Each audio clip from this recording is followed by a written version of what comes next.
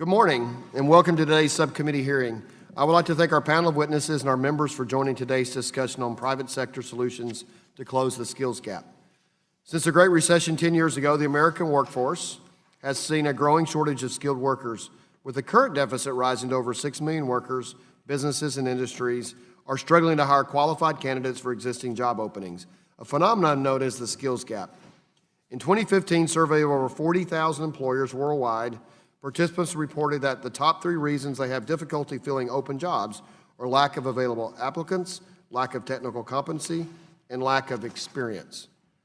The shortage of skilled employees can be seen in our own job market data. On the face of the Department of Labor's April jobs report, the outlook appears rosy. Unemployment is all the way down to 3.9%, and the economy is adding hundreds of thousands of new jobs each month. But when you dig a little deeper, the numbers reveal the labor force participation rate remains low, with only 63% of working-age Americans participating in the workforce. In other words, there are plenty of in-demand jobs available, but individuals with skills and qualifications needed to fill them are scarce. Faced with these challenges, private sector businesses and industries have been taking matters into their own hands and are devising creative approaches to bridge the skills gap.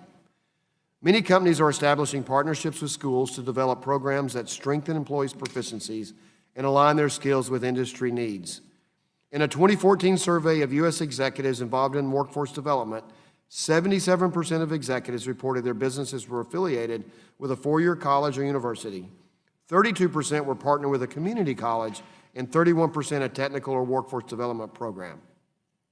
Some businesses have put an emphasis on approaches that combine on-the-job learning and classroom-based instruction like apprenticeships, while others are relying more heavily on industry-recognized certifications and credentialing to build their workforce and hire candidates with applicable skills. These are just a handful of initiatives that private sector companies are taking to equip workers with the skills they need to succeed in high-skill, high-wage, and high-demand fields. The skills gap phenomenon is an issue that this committee has paid close attention to over the past several years, and members have taken steps based on our analysis to advance policies that complement workforce development initiatives already taking place in the private sector. Last year, the committee favorably reported the House of Representatives unanimously passed H.R. 2353, the Strengthening Career and Technical Education for the 21st Century Act. This bipartisan bill to improve career and technical education would help to equip students with the skills they need for in-demand jobs while providing working Americans with a path to success. In December 2017, this committee also favorably reported H.R. 5408, the PROSPER Act, higher education reform legislation. The PROSPER Act would expand student access to and participation in industry-led earn and learn programs and apprenticeships, and it would bolster partnerships between businesses and institutions of higher education. These legislative initiatives are a good start and will be instrumental in closing the skills gap, but members of this committee can greatly benefit from hearing more about the solutions emanating out of the private sector to strengthen our national workforce and fill good-paying jobs. Organizations in my district, like the San Diego Workforce Partnership and the East County Economic Development Council, have long spoken to me about the growing need for skilled workers. Numerous studies confirm their experiences. Researchers estimate that at our nation's current rates of training and educating students, the U.S. will face a shortage of 5 million workers by 2020, including an estimated 2 million manufacturing jobs, statistics I know you're aware of. Despite industry leaders being among the most vocal on this issue, the private sector investment in workforce development has actually declined over time. A recent report found that employers paid to train about 20% of their workers in 1996, but that number had dropped to 11% by 2008, as this chart demonstrates. In fact, between 2003 and 2013, the number of employers sponsored on-the-job training positions, the most effective model, fell by 40%, and only 22% of companies said they would consider hiring an employee who required additional training when they were having trouble filling a position. This unfortunate trend follows the cuts in federal investments for workforce development initiatives. Between 2001 and 16, WIA and WIOA formula grants were cut by 40%. Perkins CTE was cut by 30%, and adult education programs were cut by 20%. We must all step up to the plate. I look forward to hearing how companies can be encouraged to invest in their workers. Tackling the shortage of skilled workers will take the cooperation, we know, of cooperation of businesses, of schools, and the workforce development system to expand evidence-based programs. Then there are many good examples around the country, including in San Diego, of ways that employers can invest in a more prepared workforce. Registered apprenticeships, for example, bring together industry experts and educators to provide students with a hands-on learning experience. Students are often able to earn money, receive stackable credentials, and establish a valuable mentoring relation with experts in their chosen fields. I'm looking forward to hearing from the witnesses what they believe the federal role should be in ensuring quality and prestige. Prestige is important in this area as well, for workforce development programs and where we should be investing resources in order to expand effective initiatives. I was proud to be among hundreds of members who supported WIOA when it passed the House because it sought to help workers, benefit our businesses, revitalize our economy, and strengthen the middle class. WIOA is also responsive to individuals' various barriers to employment and allows for critical support services for participants. I was also pleased to be able to work in a bipartisan manner to pass the Strengthening Career and Technical Education for the 21st Century Act.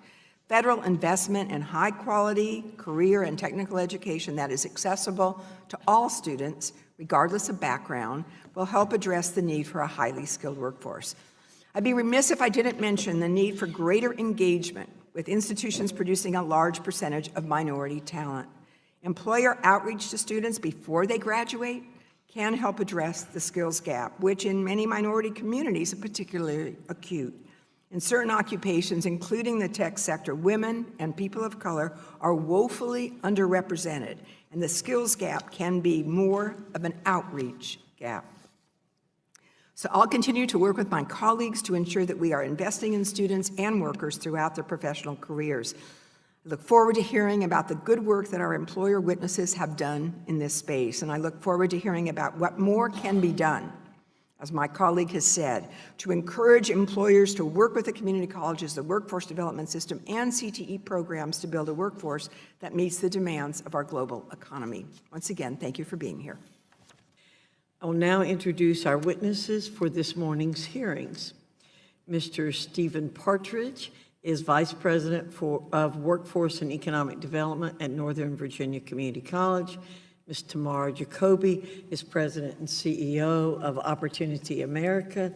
Ms. Tracy Tapani is co-president and owner of Wyoming Machine Incorporated in Stacy, Minnesota.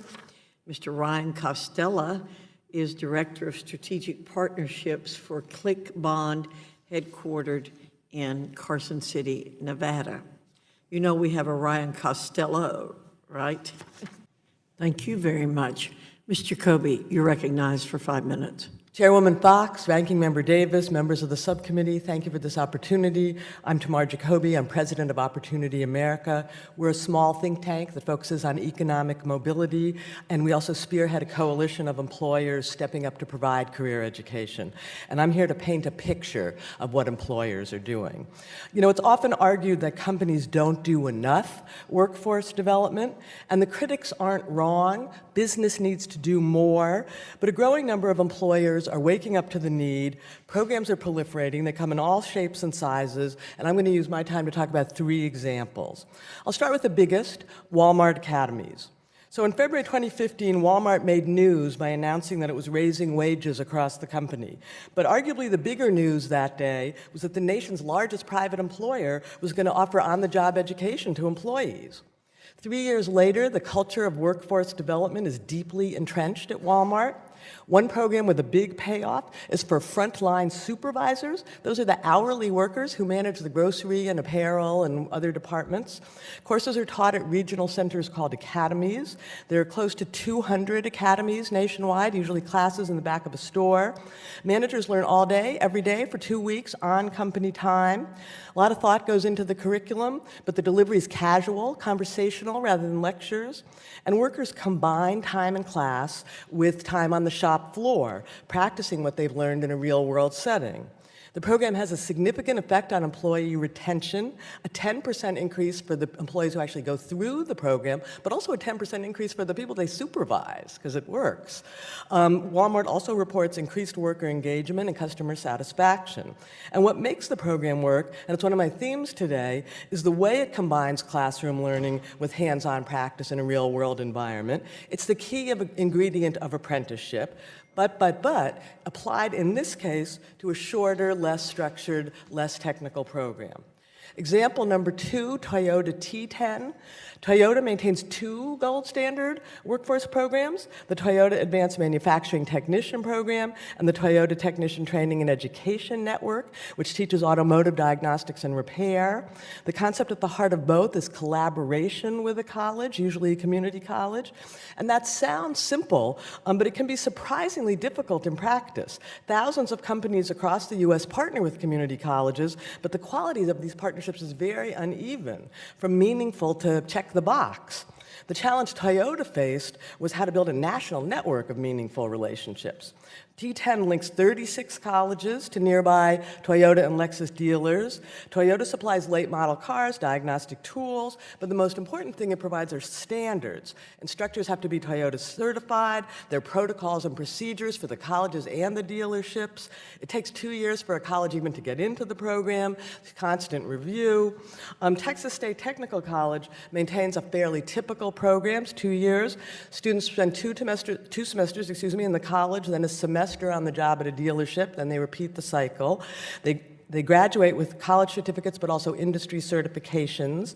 Between 90 and 95% land a job at the dealership where they interned. Starting salary $30K a year, and it can rise to $85K with experience and a little more training.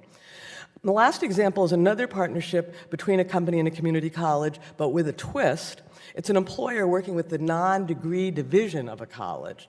So many of those who enroll are older students. Most don't aim to earn degrees. I call it unbundled community college. Students learn the skills they need for a job unbundled from what they need for a college credential.